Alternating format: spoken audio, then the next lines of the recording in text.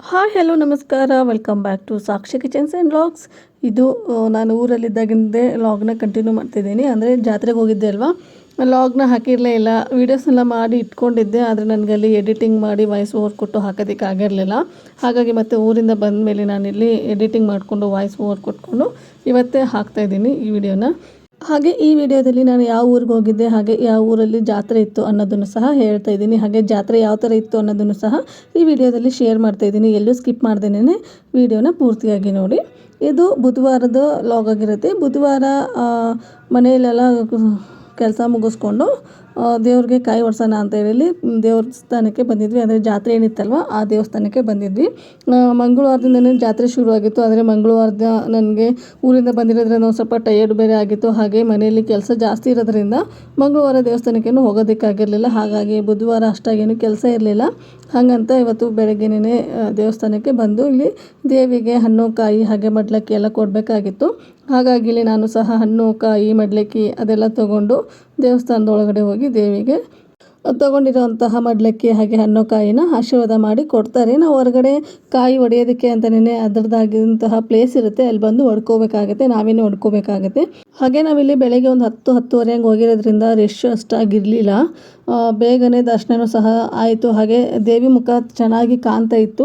ಒಂದು ಸ್ವಲ್ಪ ಲೇಟಾಗಿ ಏನಾದರೂ ಬಂದುಬಿಟ್ರೆ ನಮಗೆ ಒಳಗಡೆ ಕಾಲಿಡೋಕ್ಕೂ ಸಹ ಆಗೋದಿಲ್ಲ, ಅಷ್ಟಾಗಿ ರಶ್ ಆಗಿಬಿಡುತ್ತೆ. ಯಾಕಂದರೆ ವರ್ಷಕ್ಕೊಂದ್ಸರಿ ಆಗುತ್ತೆ ಈ ದೇವಿ ದರ್ಶನ, ಹಾಗೆ ಈ ದೇವಿ ಜಾತ್ರೆ. ಹಾಗೆ ನೀವು ನೋಡ್ತಾ ಇದ್ದೀರಾ ಇಲ್ಲಿ ಈ ದೇವಿ ಮುಖ ಎಷ್ಟು ಚೆನ್ನಾಗಿ ಕಾಣ್ತಾ ಇದೆ ಅಂತ ಹೇಳ್ಬಿಟ್ಟು. ಇದು ಚೌಡೇಶ್ವರಿ ದೇವಿ ಅಂತ ರಾಣೆಬೆನ್ನೂರಲ್ಲಿ ಆಗಿರೋಂತಹ ಜಾತ್ರೆ, ಹಾವೇರಿ ಡಿಸ್ಟಿಕ್ಕು. ಹಾಗೆ ನನ್ನ ತವ್ರ ಮನೆಯೂ ಸಹ ರಾಣೆಬೆನ್ನೂರು. ಹಾಗಾಗಿ ತವ್ರ ಮನೆಯಲ್ಲಿ ಜಾತ್ರೆ ಇರೋದ್ರಿಂದ ನಾನು ಸಹ ಹೋಗಿದ್ದೆ. 2 ವರ್ಷವೇ ಆಗಿತ್ತು ನಾನು ಈ ಜಾತ್ರೆಗೆ ಹೋಗಿರಲಿಲ್ಲ. ಹಾಗಾಗಿ ನಮ್ಮಮ್ಮ ಬಾ ಅಂತ ಹೇಳ್ಬಿಟ್ಟು ಕರೆದಿದ್ರು. ಈ ವರ್ಷ ಜಾತ್ರೆನ ಮುಗಿಸ್ಕೊಂಡು ಬರ್ತಾಯಿದ್ದೀನಿ. ಹಾಗೆ ಇಲ್ಲಿ ದರ್ಶನನೆಲ್ಲ ಮುಗಿಸ್ಕೊಂಡು ಜಾತ್ರೆ ಅಂದಮೇಲೆ ಈ ಥರ ಕಬ್ಬಿನ ಹಾಲು ಅದೆಲ್ಲ ಇಟ್ಟಿರ್ತಾರೆ. ನಾವು ಬೆಳಗ್ಗೆನೇ ಬೇರೆ ಏನು ತೊಗೊಳ್ಳೋದು, ಹಾಗೆ ಕಬ್ಬಿನ ಹಾಲನ್ನ ಕುಡ್ಕೊಂಡು ಹೋಗೋಣ, ಮತ್ತು ಸಂಜೆ ಬಂದು ಜಾತ್ರೆ ಮಾಡಿದ್ರಾಯಿತು ಅಂತೇಳಿ ಕಬ್ಬಿನ ಹಾಲನ್ನು ಸಹ ಕುಡಿತಾ ಇದ್ವಿ. ಇನ್ನು ಕಬ್ಬಿನ ಹಾಲೆಲ್ಲ ಕುಡಿದುಕೊಂಡು ಮನೆಗೆ ಬಂದಮೇಲೆ ಮಂಗಳವಾರ ದೇವಿ ನೈವೇದ್ಯಕ್ಕೆ ಅಂತ ಹೇಳ್ಬಿಟ್ಟು ಹೋಳಿಗೆ ಮಾಡಿರ್ತೀವಿ. ಹಾಗೆ ಇವತ್ತು ಬುಧವಾರ ಆಗಿರೋದ್ರಿಂದ ಬುಧವಾರ ನಾನ್ ವೆಜ್ ಮಾಡ್ತೀವಿ. ಅಮ್ಮಂಗೆ ನಾನ್ ವೆಜ್ಜು ಇಷ್ಟ ಆಗುತ್ತೆ, ಹಾಗೆ ಸಿಹಿ ಅಡುಗೆನೂ ಸಹ ಇಷ್ಟ ಆಗುತ್ತೆ. ಹಾಗಾಗಿ ಇಲ್ಲಿ ಮನೆಯಲ್ಲಿ ನಮ್ಮಪ್ಪ ಚಿಕನ್ನು ಹಾಗೆ ಮಟನ್ ಅದೆಲ್ಲ ತೊಗೊಂಡು ಬಂದಿದ್ದರು. ನಮ್ಮಮ್ಮ ಮಟನ್ನಿಂದ ಏನಿದೆ ಅಲ್ವ ಅದು ನಮ್ಮಮ್ಮ ನೋಡ್ಕೊತಾರೆ. ನಾನಿಲ್ಲಿ ಚಿಕನ್ ಐಟಮ್ ಏನು ಇತ್ತಲ್ವ ಅದನ್ನು ನಾನು ರೆಡಿ ಮಾಡ್ಕೊತಾ ಇದ್ದೆ. ಅದಲ್ಲದೆ ನಾನಿಲ್ಲಿ ವೀಡಿಯೋಸ್ನೆಲ್ಲ ಮಾಡಿರೋದನ್ನ ನನ್ನ ಅಳಿಯ ನೋಡಿರ್ತಾನೆ, ಅಂದರೆ ನಮ್ಮ ಅಣ್ಣನ ಮಗ ಎಲ್ಲ ನೋಡ್ಕೊಂಬಿಟ್ಟಿರ್ತಾನೆ ಅಲ್ವ. ನಾನು ಬಂದಾಗ ಒಂದು ಲಿಸ್ಟೇ ಬಿಟ್ಟಿರುತ್ತೆ, ಈ ಅಡುಗೆ ಮಾಡು, ಈ ರೆಸಿಪಿ ಮಾಡು, ನನಗೆ ತಿನ್ನಿಸು, ಹಾಗೆ ಹೀಗೆ ಅಂತೇಳ್ಬಿಟ್ಟು. ಹಾಗಾಗಿ ನಾನು ಸಹ ಇಲ್ಲಿ ಅವ್ನು ಕೇಳಿರೋಂತಹ ರೆಸಿಪಿಗಳನ್ನ ಎಲ್ಲದನ್ನು ಮಾಡಿ ಕೊಡ್ತಾಯಿದ್ದೆ. ಅವನು ಇವತ್ತು ನನ್ನ ವಿಡಿಯೋ ನೋಡಿಬಿಟ್ಟು ನೀನು ಗ್ರೀನ್ ಕಲರ್ ಚಿಕನ್ ಮಾಡಿದ್ದೆಲ್ಲ ಆ ಚಿಕನ್ನ ಮಾಡಿಕೊಡು ಅಂತ ಹೇಳಿದ್ದ. ಹಾಗಾಗಿ ಇವತ್ತು ಹರಿಯಾಲಿ ತಂದೂರಿ ಚಿಕನ್ ಮಾಡೋಣ ಅಂತ ಹೇಳ್ಬಿಟ್ಟು ಇಲ್ಲಿ ಚಿಕನ್ಗೆಲ್ಲ ರೆಡಿ ಮಾಡ್ಕೊತಾ ಇದ್ದೆ. ಇದನ್ನ ಮೊದಲಿಗೆ ಮ್ಯಾಗಿನೇಟ್ ಮಾಡಿ ಇಟ್ಕೊಂಡ್ಬಿಟ್ರೆ ಬೇಗನೆ ನೆನ್ಕೊಂಡ್ಬಿಡುತ್ತೆ. ಅದಾದ ನಂತರ ಇನ್ನೊಂದು ಬೇರೆ ರೆಸಿಪಿನ ಯಾವುದಾದ್ರೂ ಮಾಡೋಣ ಅಂತ ಹೇಳ್ಬಿಟ್ಟು ಇದನ್ನು ಫಸ್ಟಿಗೆ ಮ್ಯಾಗಿನೇಟ್ ಮಾಡಿ ಇಟ್ಕೊತಾ ಇದ್ದೀನಿ. ಇದನ್ನೆಲ್ಲ ನೀಟಾಗಿ ಮ್ಯಾಗಿನೇಟ್ ಮಾಡಿದ ನಂತರ ಇಲ್ಲಿ ಕಬಾಬಿಗೂ ಸಹ ರೆಡಿ ಮಾಡ್ಕೊತಾ ಇದ್ದೆ. ಅವನಿಗೆ ಚಿಕನ್ ಐಟಮ್ಸು ಅಂದರೆ ತುಂಬಾ ಇಷ್ಟ ಆಗುತ್ತೆ. ಹಾಗಾಗಿ ನಾನು ಬಂದಾಗಲೆಲ್ಲ ಅವನಿಗೆ ಏನು ಇಷ್ಟ ಆಗುತ್ತೆ ಆ ರೆಸಿಪಿಗಳನ್ನೆಲ್ಲ ಮಾಡಿಸ್ಕೊಂಡು ತಿಂತಾಯಿರ್ತೀನಿ. ನಾವು ಅದರಲ್ಲಿ ಯಾವಾಗಲೂ ತಿಂತಾ ಇರ್ತೀವಿ. ನಮ್ಮಮ್ಮ ಹೇಗೆಂದರೆ ಅವಾಗಿನ ಅಡುಗೆಗಳನ್ನೇ ಮಾಡ್ತಾಯಿರ್ತಾರೆ, ಅಂದರೆ ರೊಟ್ಟಿ ಪಲ್ಯ ಚಪಾತಿ ಇದೇ ಥರ ಮಾಡ್ತಾಯಿರ್ತಾರೆ. ತುಂಬಾ ರೇರು ಈ ಥರ ಅಡುಗೆಗಳನ್ನೆಲ್ಲ ಮಾಡೋದು. ಹಾಗೆ ನಾನು ಒಂದು ಸ್ವಲ್ಪ ಕಲಿಸ್ಕೊಟ್ಟಿರೋದ್ರಿಂದ ಈ ನಡುವೆ ಪಲಾವು ಹಾಗೆ ಬಿಸಿಬೇಳೆಬಾತು ಈ ಥರದ್ದೆಲ್ಲ ಮಾಡ್ಕೊತಾರೆ. ಅದು ಬಿಟ್ಟರೆ ಅವ್ರು ಮತ್ತು ನಾರ್ಮಲಾಗಿ ಅವ್ರ ಮನೇಲಿ ಯಾವ ಥರ ಮಾಡ್ತಾರೆ ಅಂದರೆ ಚಪಾತಿ ರೊಟ್ಟಿ ಈ ಥರದ್ದೇ ಜಾಸ್ತಿ ಮಾಡೋದು. ಹಾಗಾಗಿ ನಾನು ಹೋದಾಗ್ಲೇ ಈ ಥರ ರೆಸಿಪಿಗಳನ್ನೆಲ್ಲ ಕೇಳಿಬಿಟ್ಟು ಮಾಡಿಸ್ಕೊಂಡು ತಿಂತಾನೆ. ಇನ್ನು ಇದನ್ನೆಲ್ಲ ನೀಟಾಗಿ ಮ್ಯಾಗಿನೇಟ್ ಮಾಡಿ ಇಟ್ಟಿದ ನಂತರ ಕಬಾಬಿಗೂ ಸಹ ಇಲ್ಲಿ ಮ್ಯಾಗಿನೇಟ್ ಮಾಡಿ ಇಟ್ಟಿದ್ದೆ. ಇದು ನೀಟಾಗೆಲ್ಲ ಮ್ಯಾಗಿನೇಟ್ ಆಗಿತ್ತಲ್ವ ಅಂತೇಳಿ ಒಂದು ಕಡೆ ನಾನು ಸುಡ್ತಾ ಇದ್ದೀನಿ, ಕೆಳಗಡೆ ಸ್ಟೋವ್ನ ಇಟ್ಕೊಂಡ್ಬಿಟ್ಟು ಸುಡ್ತಾ ಇದ್ದೆ. ಯಾಕಂದರೆ ಇವತ್ತು ಅಡುಗೆ ಒಂದು ಸ್ವಲ್ಪ ಜಾಸ್ತಿನೇ ಇತ್ತು. ನಮ್ಮಮ್ಮ ಒಂದು ಕಡೆ ಮಟನ್ಗೆ ಏನೇನು ಬೇಕು ನೋಡಿ ಅದನ್ನು ಮಾಡ್ಕೊತಾ ಇದ್ರು. ನಾನಿಲ್ಲಿ ಈ ಥರ ಟಿಕ್ಕನ ರೆಡಿ ಮಾಡಿ ಕೊಡ್ತಾಯಿದ್ದೆ. ಅದಲ್ಲದೆ ನಿಂತ್ಕೊಂಡು ಮಾಡಬೇಕು ಅಂದರೆ ಸ್ವಲ್ಪ ಜಾಸ್ತಿನೇ ಕೆಲಸ ಅನ್ನಿಸ್ಬಿಡುತ್ತೆ. ಹಾಗಾಗಿ ಮನೇಲಿ ಎಕ್ಸ್ಟ್ರಾ ಸ್ಟೋವ್ ಬೇರೆ ಇತ್ತು, ಅದನ್ನೇನೆ ಇಟ್ಬಿಟ್ಟು ಇಲ್ಲಿ ನಮ್ಮಪ್ಪ ಎಲ್ಲ ನೀಟಾಗಿ ಅರೇಂಜ್ ಮಾಡಿಕೊಟ್ಟಿದ್ರು. ಅದನ್ನ ಮೇಲೆ ಇಲ್ಲಿ ಸುಡ್ತಾ ಇದ್ದೀನಿ. ಈ ಥರ ಬಿಸಿ ಬಿಸಿಯಾಗಿ ನಾನಿಲ್ಲಿ ಒಂದು ಕಡೆಯಿಂದ ಟಿಕ್ಕನ ಸುಟ್ಕೊಡ್ತಾಯಿದ್ರು, ಅವ್ರು ಒಂದು ಕಡೆಯಿಂದ ತಿಂತಾಯಿದ್ರು. ಹಾಗೆ ತುಂಬಾ ಚೆನ್ನಾಗಿತ್ತು ಅಂತಲೂ ಸಹ ಹೇಳ್ತಾಯಿದ್ರು. ನಮ್ಮಪ್ಪನೂ ಒಂದ್ಸಲ ಟೇಸ್ಟ್ ಮಾಡಿದ್ರು, ನಮ್ಮಪ್ಪನಿಗೂ ತುಂಬ ಇಷ್ಟ ಆಗಿತ್ತು ಅಂತ ಇಲ್ಲಿ ಮಾಡಿಕೊಡ್ತಾ ಇದ್ದೀನಿ. ಹಾಗೆ ಯಾರೆಲ್ಲ ನನ್ನ ವೀಡಿಯೋಸ್ನ ನೋಡ್ತಾ ಇದ್ದೀರಾ, ಈ ರಾಣೆಬೆನ್ನೂರು ಅಂತ ನಿಮಗೇನಾದರೂ ಊರ ಹೆಸರು ಗೊತ್ತಿದೆಯಾ, ಅಥವಾ ಯಾರೆಲ್ಲ ಆ ಊರಿನ ಸುತ್ತಮುತ್ತ ಇದ್ದೀರಾ ಅಂತ ನನಗೆ ಕಮೆಂಟ್ ಸೆಕ್ಷನಲ್ಲಿ ಕಮೆಂಟ್ ಮಾಡಿ ತಿಳಿಸಿ. ಹಾಗೆ ಈ ಊರಿನ ಜಾತ್ರೆ ಯಾರಿಗೆಲ್ಲ ಗೊತ್ತು ಅನ್ನೋದನ್ನು ಸಹ ನನಗೆ ಕಮೆಂಟ್ ಸೆಕ್ಷನಲ್ಲಿ ಕಮೆಂಟ್ ಮಾಡಿ ತಿಳಿಸಿ. ಹಾಗೆ ಇಲ್ಲಿ ಒಂದು ಬ್ಯಾಚು ರೆಡಿ ಆಯಿತು ಅಂತ ಇಲ್ಲಿ ನಮ್ಮಪ್ಪ ಹಾಗೆ ನನ್ನ ಮಕ್ಕಳಿಗೆಲ್ಲ ಹಾಕ್ಕೊಡ್ತಾಯಿದ್ದೆ. ನಮ್ಮಪ್ಪ ಮಕ್ಕಳನ್ನ ಕರ್ಕೊಂಡು ಅವರು ಸಹ ಇಲ್ಲಿ ತಿಂತಾಯಿದ್ರು. ಇನ್ನು ಅದಾದ ನಂತರ ಮಿಕ್ಕೊಂಡಿರುವಂತಹ ಈ ತಂದೂರಿ ಟಿಕ್ಕ ಏನಿತ್ತಲ್ವ ಅದನ್ನು ಸಹ ರೆಡಿ ಮಾಡಿಕೊಂಡು ನಾನು ನಮ್ಮಪ್ಪ ಹಾಗೆ ನಮ್ಮ ಅಣ್ಣ ಅವರೆಲ್ಲ ಒಟ್ಟಿಗೆ ತಿಂತಾಯಿದ್ವಿ. ಅಂದರೆ ಏನಂದರೆ ಈ ಮಕ್ಕಳಿದ್ರೆ ಮಕ್ಕಳ ಜೊತೆ ತಿನ್ನೋದಕ್ಕೆ ಆಗೋದೇ ಇಲ್ಲ. ಹಾಗಾಗಿ ಫಸ್ಟಿಗೆ ಮಕ್ಕಳಿಗೆ ಸಮಾಧಾನ ಮಾಡಿಬಿಟ್ಟು ಆಮೇಲೆ ನಾವು ತಿನ್ನೋಣ ಅಂತ ಹೇಳಿ ಫಸ್ಟಿಗೆ ಮಕ್ಕಳಿಗೆ ಹಾಕ್ಕೊಡ್ತಾಯಿದ್ದೆ.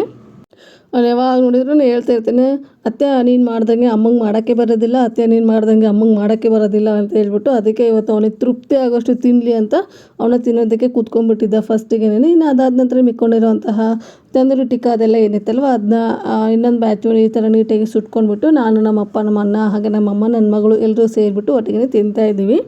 ಇಲ್ಲಿ ನಮ್ಮಮ್ಮ ಫಸ್ಟ್ ಟೈಮು ಈ ಥರ ರೆಸಿಪಿನೆಲ್ಲ ತಿಂತಾ ಇರೋದು. ಅವರು ಹೆಚ್ಚಾಗಿ ಈ ಥರ ಮಾಡೋದಿಲ್ವಲ್ಲ, ಹಾಗಾಗಿ ಅದನ್ನೇ ಹೇಳ್ತಾಯಿದ್ರು. ಅದಕ್ಕೆ ನನ್ನ ಮೊಮ್ಮಗ ನೀನು ಬಂದರೆ ಇದೆಲ್ಲ ಮಾಡು ಅಂತ ಹೇಳ್ತಾನೆ, ನೀವೆಲ್ಲ ಈ ಥರ ಮಾಡ್ಕೊಂಡು ತಿಂತೀರಾ, ಹಾಗಾಗಿ ಅತ್ತಿ ಬರಲಿ ಅಂತ ಕಾಯ್ತಾ ಇರ್ತಾನೆ ಅವನು ಅಂತ ಹೇಳ್ತಾಯಿದ್ರು.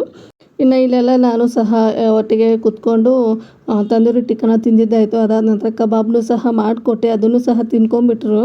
ಅದಾದ ನಂತರ ಇಲ್ಲಿ ಮತ್ತೆ ನಮ್ಮಮ್ಮ ಎಲ್ಲ ಅಡುಗೆನೂ ಸಹ ರೆಡಿ ಮಾಡಿದರು. ನಾನು ಇದೆರಡು ರೆಸಿಪಿ ಮಾತ್ರ ಮಾಡಿದ್ದೆ, ಚಿಕನ್ ಫ್ರೈ ಹಾಗೆ ಮಟನ್ ಸಾಂಬಾರು ಅದೆಲ್ಲ ನಮ್ಮಮ್ಮನೇ ಮಾಡಿದರು.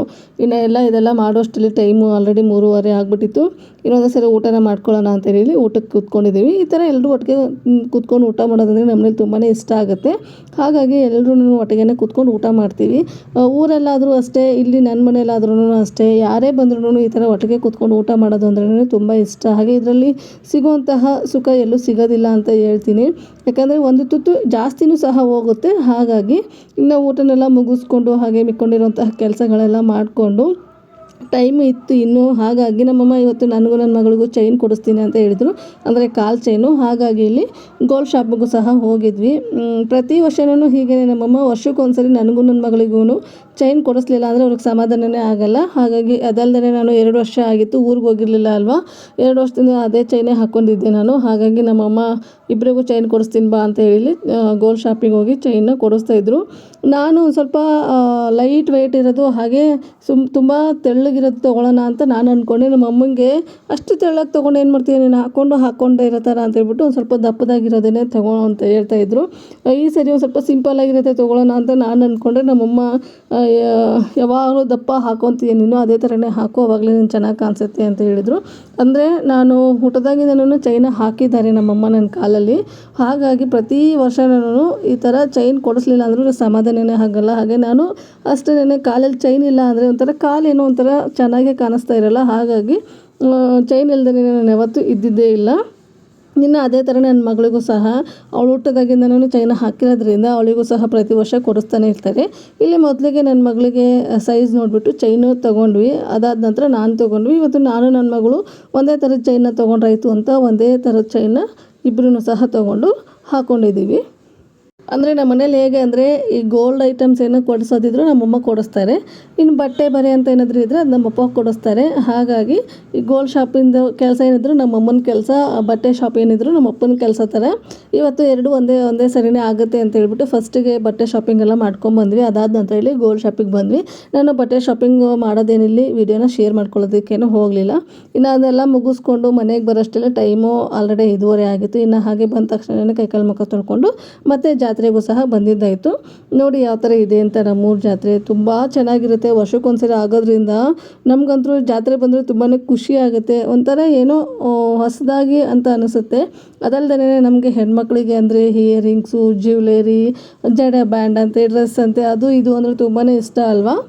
ಅದಲ್ಲದೆ ಪ್ರತಿಯೊಂದು ವಸ್ತುನೂ ಈ ಜಾತ್ರೆಯಲ್ಲಿ ಇರೋದ್ರಿಂದ ಜಾತ್ರೆಯಲ್ಲಿ ಹೋದರೆ ಎಲ್ಲ ವಸ್ತು ಸಿಕ್ಬಿಡುತ್ತೆ. ಹಾಗೆ ಮತ್ತೆ ನಾವೇನಾದ್ರು ತೊಗೋಬೇಕು ಅಂದರೆ 1 ವರ್ಷ ಕಾಯಲೇಬೇಕಾಗತ್ತೆ. ಯಾಕಂದರೆ ನಮ್ಮದು ಊರು ಅಷ್ಟಾಗಿ ದೊಡ್ಡದಲ್ಲ. ಹಾಗೆ ಜಾತ್ರೆಯಲ್ಲಿ ಇರೋಂತಹ ಐಟಮ್ಸು ಕೆಲವೊಂದು ಅಂಗಡಿಗಳಲ್ಲಿ ಇರೋದಿಲ್ಲ. ಹಾಗಾಗಿ ಜಾತ್ರೆ ಬಂದಾಗ ಜಾತ್ರೆಯಲ್ಲಿ ನಮಗೇನು ಬೇಕು ಅದೆಲ್ಲ ತೊಗೊಂಡ್ಬಿಡ್ತೀವಿ. ಶೋ ಸಾಮಾನಂತೆ, ಹಾಗೆ ಸೀರೆಗಳಂತೆ, ಬ್ಲೌಸ್ಗಳಂತೆ, ಡ್ರೆಸ್ಗಳಂತೆ, ಟೆಡ್ಡಿ ಬೇರು, ಈ ಥರದ ಪ್ರತಿಯೊಂದು ಐಟಮು ಸಹ ಬಂದಿರುತ್ತೆ ಈ ಜಾತ್ರೆಯಲ್ಲಿ. ನಿಮಗೂ ಸಹ ತೋರಿಸ್ತಾ ಇದ್ದೀನಿ, ನೋಡ್ಕೊಂಬನ್ನಿ.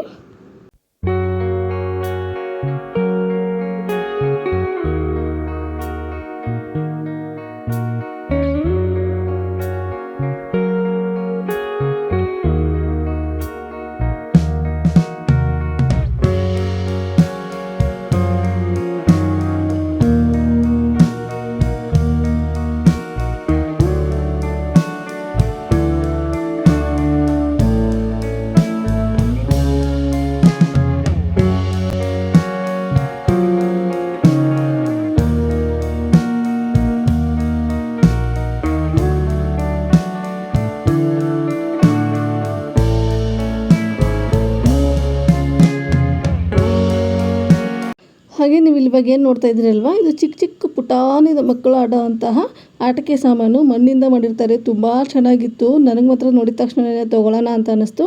ಹಾಗೆ ನಾನು ಊರಿಗೆ ಬರೋದ್ರಿಂದ ಮಧ್ಯದಲ್ಲಿ ಎಲ್ಲಾದರೂ ಒಡೆದೋಗ್ಬಿಟ್ರೆ ತುಂಬಾ ಕಷ್ಟ ಆಗುತ್ತಲ್ವ, ಬೇಡ ಅಂತ ಹೇಳ್ಬಿಟ್ಟು ನಾನು ಇನ್ನು ತೊಗೊಳಕ್ಕೆ ಹೋಗಲಿಲ್ಲ. ಸುಮ್ಮನೆ ನನ್ನ ಮಗಳಿಗೆ ತೋರಿಸ್ತಾ ಇದ್ದೆ, ನೋಡು ಯಾವ ಥರ ಇದೆ ಅಂತ ಹೇಳ್ಬಿಟ್ಟು. ನಾವೆಲ್ಲ ಈ ಥರ ಸಾಮಾನು ಬಂದಾಗ ತೊಗೊಂಡು ಆಟ ಆಡಿರೋದೆಲ್ಲ ನೆನಪು ಬಂತು. ಈ ಥರ ಜಾತ್ರೆ ಬಂದರೆ ಏನಾಗ್ಬಿಡುತ್ತೆ ಅಂದರೆ ಸ್ಟೀಲ್ ಸಾಮಾನಂತೆ, ಹಾಗೆ ಪ್ಲಾಸ್ಟಿಕ್ ಸಾಮಾನಂತೆ, ಈ ಥರ ಮಣ್ಣಿಂದು ಅದೆಲ್ಲ ತೊಗೊಂಡು ನಮ್ಮ ವಠಾರದಲ್ಲಿ ಅಥವಾ ನಮ್ಮ ಏರಿಯಾದಲ್ಲಿ ಇರುವಂತಹ ಮಕ್ಕಳೆಲ್ಲ ಸೇರಿಕೊಂಡು ಆಟ ಆಡಿರೋದೆಲ್ಲ ನೆನಪು ಬರುತ್ತೆ. ಅಂದರೆ ನಾನೇನಾದರೂ ಮಣ್ಣಿನ ಸಾಮಾನು ತೊಗೊಂಡ್ರೆ ನನ್ನ ಸಾಮಾನು ತೊಗೊಂಡು ಆಟ ಆಡೋದು, ಹಾಗೆ ಬೇರೆ ಯಾರಾದರೂ ಮಕ್ಕಳು ಸ್ಟೀಲಿನ ಸಾಮಾನು ತೊಗೊಂಡ್ರೆ ಅವರೆಲ್ಲ ತೊಗೊಂಡು ಆಟ ಆಡೋದು. ಒಂಥರ ನನ್ನ ಮನೆ ಬೇರೆ, ಅವ್ರ ಮನೆ ಬೇರೆ, ಅಕ್ಕಪಕ್ಕದ ಮನೆ ಥರ ಆಟ ಆಡಿಬಿಟ್ಟು ಒಂಥರ ಏನೋ ಎಂಜಾಯ್ ಮಾಡ್ತಿದ್ವಿ ಅವಾಗೆಲ್ಲ. ಇವಾಗ ಅದೆಲ್ಲ ನೆನಪಾಗ್ತಾಯಿತ್ತು ನನಗೆ ಈ ಥರ ಸಾಮಾನೆಲ್ಲ ನೋಡಿದಾಗ. ಇನ್ನು ಅದಾದ ನಂತರ ಟ್ಯಾಟೂಸ್ ಅದೆಲ್ಲ ಬಂದಿತ್ತು. ನನಗೆ ಟ್ಯಾಟೂಸ್ ಅಂದರೆ ಅಷ್ಟಾಗಿ ಇಷ್ಟ ಆಗಲ್ಲ, ಹಾಗಾಗಿ ನಾನೇನು ಹಾಕ್ಸ್ಕೊಳ್ಳೋದಕ್ಕೇನು ಹೋಗೋದೇ ಇಲ್ಲ. ಇನ್ನು ಅದಾದ ನಂತರ ನೀವು ಇಲ್ಲಿ ನೋಡ್ತಾ ಇದ್ದೀರಲ್ವ, ಉಪ್ಪಿನ ಜಾಡಿ ಅವೆಲ್ಲ 100 ರೂಪಾಯಿಗೆ ಒಂದಂತೆ ನನ್ನ ಹತ್ರ ಇತ್ತು. ಹಾಗಾಗಿ ನಾನೇನು ತೊಗೊಳೋದಕ್ಕೆ ಹೋಗಲಿಲ್ಲ. ನನಗೆ ಚಿಕ್ಕ ಚಿಕ್ಕದು ಬೇಕಾಗಿತ್ತು, ಚಿಕ್ಕ ಚಿಕ್ಕದೇನೂ ಇರಲಿಲ್ಲ. ಹಾಗಾಗಿ ಇಲ್ಲಿ ಬಿಟ್ಟು ಬಂದಿದ್ದಾಯಿತು. ನಾನು ಇಲ್ಲಿ ಬೆಂಗಳೂರಲ್ಲಿ ತೊಗೊಂಡಾಗ ಒಂದಕ್ಕೆ 250 300 ರೂಪಾಯಿ ಕೊಟ್ಟಿದ್ದೀನಿ. ನಾನು ಅದೇ ಅಂದ್ಕೊಂಡೆ, ಬೇಜಾರು ಮಾಡ್ಕೊಂಡೆ, ಅಯ್ಯೋ ಜಾತ್ರೆಯಲ್ಲೇ 100 ರೂಪಾಯಿಗೆ ಒಂದು ಸಿಕ್ಬಿಡೋದಲ್ವ, ಸುಮ್ಮನೆ ಅರ್ಜೆಂಟ್ ಮಾಡಿ ಎಲ್ಲಿ ತೊಗೊಂಡೇನೋ ಅಂತ ಅಂದ್ಕೊಂಡ್ಬಿಟ್ಟೆ. ಇನ್ನು ಅದಾದ ನಂತರ ಇಲ್ಲಿ ಸರಗಳೆಲ್ಲ ನೋಡ್ತಾ ಇದ್ವಿ. ಹಾಗೆ ನನಗೆ ಇಲ್ಲಿ ಒಂದು ಮಿಕ್ಸಿಂಗ್ ಬೌಲ್ ಬೇಕಾಗಿತ್ತು.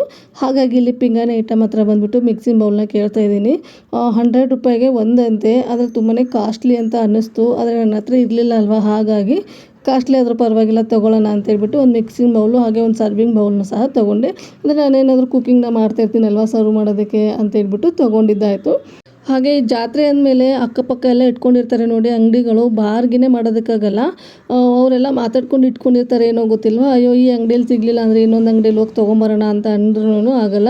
ಇಲ್ಲೇನಾದರೂ 10 ರೂಪಾಯಿ ಕಡಿಮೆ ಹೇಳಿದರೆ ಅಲ್ಲಿ ಇನ್ನೊಂದು ಅಂಗಡಿ ಕಡೆ 10 ರೂಪಾಯಿ ಜಾಸ್ತಿನೇ ಹೇಳ್ತಾ ಇರ್ತಾರೆ. ಹಾಗಾಗಿ ಎಲ್ಲಿ ಸಿಗುತ್ತೆ ಅಲ್ಲೇ ತೊಗೊಂಡ್ರಾಯಿತು ಅಂತ ಒಂದು ಬೌಲು ಹಾಗೆ ಒಂದು ಸರ್ವಿಂಗ್ ಬೌಲ್ನು ಸಹ ತೊಗೊಂಡು ಬಂದಿದ್ದಾಯಿತು. ಇನ್ನು ಅದಾದ ನಂತರ ಮತ್ತೆ ಮುಂದೆ ಬಂದು ನನ್ನ ತಂಗಿ ಬಂದಿದ್ಲು ಊರಿಂದ, ಅವಳಿಗೂ ಸಹ ಇಲ್ಲಿ ಸರ ಬಳೆ ಅದೆಲ್ಲ ತೊಗೊತಾ ಇದ್ಲು, ನೋಡ್ತಾ ಇದ್ದೆ ಅವಳ ಜೊತೆಗೆ. ಹಾಗೆ ನಮ್ಮ ಅದಕ್ಕೆ ಒಂದು ಸ್ವಲ್ಪ ಏನಾದರೂ ಶೋ ಸಾಮಾನಿದ್ರೆ ಕಳಿಸು ಅಂತ ಹೇಳಿದರು. ಹಾಗಾಗಿ ಇಲ್ಲಿ ಶೋ ಸಾಮಾನ ನೋಡ್ತಾ ಇದ್ದೆ. ಇದೆಲ್ಲ ಇದೆ ಅಲ್ವಾ, ಕಟ್ಟಿಗೆಯಿಂದ ಮಾಡಿರೋದಂತೆ. ಆನೆ ಹಾಗೆ ಪಿಕಾಕು, ಎತ್ತುಗಳು ಇದೆಲ್ಲ ಚೆನ್ನಾಗಿತ್ತು ನೋಡೋದಕ್ಕೆ. ನಮ್ಮನೇಲಿ ಶೋ ಸಾಮಾನು ಇಟ್ಕೊಳ್ಳೋಕೆ ಅಷ್ಟಾಗಿ ಚೆನ್ನಾಗಿಲ್ಲ ಶೋಕೇಸು, ಹಾಗಾಗಿ ನಾನೇನು ತೊಗೊಳಿಲ್ಲ. ನಮ್ಮ ಅದಕ್ಕೆ ಇವಾಗಿನೂ ಮನೆ ಕಟ್ಸಿದ್ದಾರೆ ಅವರು, ಹಾಗಾಗಿ ಅವ್ರಿಗೆ ಚೆನ್ನಾಗಿ ಅನಿಸುತ್ತೆ ಅಲ್ವಾ ಅಂತೇಳಿ ಪಿಕಾಕ್ನ ತೊಗೊಂಡೆ. ಅವ್ರು ತೊಗೊಂಡಾಗ ಈ ಥರ ನೋಡಿ ಯಾವುದು ಡ್ಯಾಮೇಜ್ ಇರೋಲ್ಲ, ನೀವು ಎಷ್ಟೇ ಕೆಳಗಡೆ ಬೀಳಿಸಿ ಏನು ಮಾಡಿದ್ರು ತುಂಬ ಚೆನ್ನಾಗಿ ಬರುತ್ತೆ ಅಂತ ಇಲ್ಲಿ ಅವರು ಪಿಕಾಕ್ನ ಹೊಡೆದು ತೋರಿಸ್ತಾ ಇದ್ರು. ತುಂಬ ಚೆನ್ನಾಗಿ ಇತ್ತು ಅಂತ ಹೇಳ್ಬಿಟ್ಟು ನಾನು ಸಹ ಇಲ್ಲಿ 2 ತೊಗೊಂಡೆ. ಜೋಡಿಗೆ 100 ರೂಪಾಯಿ ಅಂತ ಇದ್ದರು, ಹಾಗಾಗಿ 2 ತೊಗೊಂಡೆ. 100 ರೂಪಾಯಿ ಕೊಟ್ಟರು ಏನು ಮೋಸ ಇಲ್ಲ ಅಂತ ಅನ್ನಿಸ್ತು. ಹಾಗಾಗಿ ಇನ್ನು ಅದಾದ ನಂತರ ಮತ್ತು ಇನ್ನು ಒಳಗಡೆ ಎಲ್ಲ ಬಂದುಬಿಟ್ಟು ಜಾತ್ರೆನ ಮಾಡ್ಕೊತಾ ಇದ್ದೀವಿ. ಎಷ್ಟು ಓಡಾಡಿದ್ರೂ ಜಾತ್ರೆಯಲ್ಲಿ ಟೈಮ್ ಅನ್ನೋದು ಹೆಂಗೆ ಹೋಗುತ್ತೆ ಅಂತಲೂ ಗೊತ್ತಾಗಲ್ಲ, ಹಾಗೆ ಕಾಸು ಅನ್ನೋದು ಹೆಂಗೆ ಖರ್ಚಾಗುತ್ತೆ ಅಂತ ಗೊತ್ತಾಗಲ್ಲ. ಎಷ್ಟೇ ಕಾಸಿದ್ರೂ ನಮ್ಮ ಹತ್ರ ಕಡಿಮೆ ಅಂತಲೇ ಅನಿಸುತ್ತೆ. ಹಾಗಾಗಿ ಹಾಗೆ ನನ್ನ ತಂಗಿ ಅವರ ಅತ್ತಿಗೆ ಮಕ್ಕಳಿಗೆಲ್ಲ ಇಲ್ಲಿ ಸ್ವಲ್ಪ ಗಾಡಿಗಳು ಗೊಂಬೆಗಳು ಅವೇನೇನೋ ಬೇಕಂತ ಹೇಳ್ಬಿಟ್ಟು ಅವರಿಗೂ ಸಹ ತೊಗೊಳ್ತಾ ಇದ್ದರು. ಇನ್ನು ಇದು ಪಳಾರ ಅಂಗಡಿ ಅಂತ, ಅಂದರೆ ಕಡಲೆಪುರಿ, ಚೌಚೌವು ಹಾಗೆ ಬೆಂಡು ಬತ್ತಾಸು ಈ ಥರದ್ದೆಲ್ಲ ಕೊಡ್ತಾರೆ. ಜಾತ್ರೆ ಅಂದಮೇಲೆ ಇದು ಮೇನ್ ಪಾರ್ಟ್ ಆಗಿರುತ್ತೆ. ಜಾತ್ರೆಗೆಲ್ಲ ಬಂದಿರ್ತಾರೆ ನೋಡಿ, ಅವರಿಗೆಲ್ಲ ಈ ಥರ ಪಳಾರೆಲ್ಲ ಹಾಕಿ ಕಳಿಸ್ಲೇಬೇಕಾಗುತ್ತೆ. ಹಾಗಾಗಿ ಪಳಾರ ಅಂಗಡಿಗಳಿಟ್ಟಿದ್ದಾರೆ. ಹಾಗೆ ಮಿರ್ಚಿ, ಬಜ್ಜಿ, ಮಂಡಕ್ಕಿ ತಿನ್ನೋರು ಜಾಸ್ತಿ ಇರ್ತಾರಲ್ವ ಜಾತ್ರೆಯಲ್ಲಿ, ಹಾಗಾಗಿ ಅದನ್ನು ಸಹ ಇಟ್ಟಿದ್ದಾರೆ. ನಮ್ಮೂರು ಮಿರ್ಚಿ ಮಾತ್ರ ತುಂಬಾ ಚೆನ್ನಾಗಿತ್ತು. ನಮ್ಮ ಮನೆಯಲ್ಲಿ ಮಿರ್ಚಿ ತೊಗೊಂಡು ಬಂದಾಗ ಅದನ್ನ ವೀಡಿಯೋ ಮಾಡೋಣ ಅಂತ ಅಂದ್ಕೊಂಡೆ, ಟೈಮೇ ಆಗಲಿಲ್ಲ, ಹಾಗಾಗಿ ನಾನು ಸಹ ಮಾಡೋದಕ್ಕೆ ಹೋಗಲಿಲ್ಲ. ಇನ್ನು ಅದಾದ ನಂತರ hair bands, queen hair band ಅಂತ ಇದೆಲ್ಲ ತುಂಬ ಚೆನ್ನಾಗಿ ಕಾಣ್ತಾ ಇತ್ತು. ನಾನು ಸಹ ನನ್ನ ಮಗಳಿಗೆ ಒಂದು ತೊಗೊಂಡ್ರಾಯಿತು ಅಂತ ತೊಗೊಂಡೆ. ಇನ್ನು ಅದಾದ ನಂತರ ಇಲ್ಲೇನು ನೋಡ್ತಾ ಇದ್ದೀರಾ ನೋಡಿ ನೀವು, ಪ್ಲಾಸ್ಟಿಕ್ ಐಟಮ್ಸು ಹಾಗೆ ಸ್ಟೀಲ್ ಐಟಮ್ಸು, ನೀವು ಯಾವ ಐಟಮ್ ತೊಗೊಂಡ್ರೂ 100 ರೂಪಾಯಿಗೆ 3 ಅಂತ ಹೇಳ್ತಾಯಿದ್ರು. ಹಾಗಾಗಿ ನನಗೂ ಸಹ ಒಂದು ಸ್ವಲ್ಪ ಸ್ಟೀಲ್ ಐಟಮ್ಸ್ ಬೇಕಾಗಿತ್ತು. ಕ್ವಾಲಿಟಿ ಚೆನ್ನಾಗಿದ್ದೀವೋ ಇಲ್ವೋ ಅಂತ ಹೇಳಿ ಚೆಕ್ ಮಾಡಿಕೊಂಡು ತೊಗೊತಾ ಇದ್ದೀನಿ. ತುಂಬ ಚೆನ್ನಾಗಿ ಕ್ವಾಲಿಟಿ ಇತ್ತು, ಸ್ವಲ್ಪ ದಪ್ಪದಾಗೂ ಸಹ ತುಂಬ ಚೆನ್ನಾಗಿತ್ತು. ಹಾಗಾಗಿ ನನಗೆ ಏನು ಬೇಕು ನೋಡಿಬಿಟ್ಟು ಇಲ್ಲಿ ತೊಗೊತಾ ಇದ್ದೆ. ಹಾಗೆ ದೇವಸ್ಥಾನಕ್ಕೂ ಸಹ ನೋಡಿ ಲೈಟಿಂಗ್ಸ್ ಎಲ್ಲ ಯಾವ ಥರ ಹಾಕಿದ್ದಾರೆ ಅಂತ ಹೇಳ್ಬಿಟ್ಟು ತುಂಬ ಚೆನ್ನಾಗಿ ಅಲಂಕಾರ ಮಾಡಿರ್ತಾರೆ. ದೇವಸ್ಥಾನ ಮಾತ್ರ ಹೆಸ್ರಿಗೆ ಮಾತ್ರ 5 ದಿನ ಜಾತ್ರೆ ಅಂತ ಹೇಳ್ತಾರೆ, ನೋಡಿದ್ರೆ ಒಂದು 10 ದಿನನೇ ಜಾತ್ರೆ ಇರುತ್ತೆ. ದೇವರು ಮತ್ತು ಹೋದ್ಮೇಲೂ ಸಹ ಒಂದು 5 ದಿನ ಏನೋ ಇರುತ್ತೆ ಅಂತೆ.